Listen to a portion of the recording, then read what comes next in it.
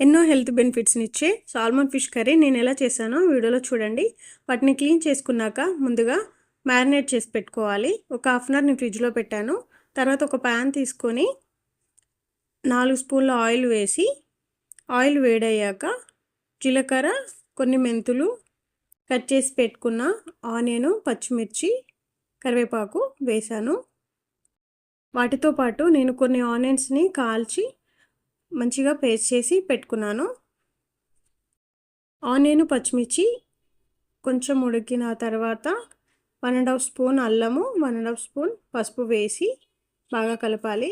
Smell పోయాక మనం marinate చేసి పెట్టుకున్న ఈ ఫిష్ ముక్కల్ని ఆయిల్లో కొంచెం సేపు ఫ్రై చేయాలి.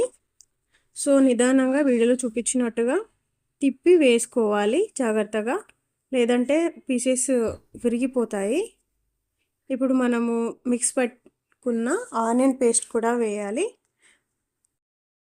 ఈ ఆనియన్ పేస్ట్ కూడా వేసాక స్మెల్ పోయాక మనము తగినంత కారము, ఉప్పు వేసుకోవాలి. ఇప్పుడు ఫిష్ ముక్కల్ని కొంచెం మళ్ళీ కలుపుకొని కొంచెం అంత చింతపండు రసము పోసి లాస్ట్లో జీలకర్ర, మెంతుల, ధనియాల పౌడర్ యాడ్ చేసుకుంటే మనకి ఈ సాల్మన్ ఫిష్ కర్రీ రెడీ అయిపోయినట్టే. ముక్కలు విరగకుండా జాగ్రత్తగా కలపాలి. ఈ సాల్మన్ ఫిష్లో omega 3 fatty acids, vitamin B12, vitamin D కూడా ఉంటాయి.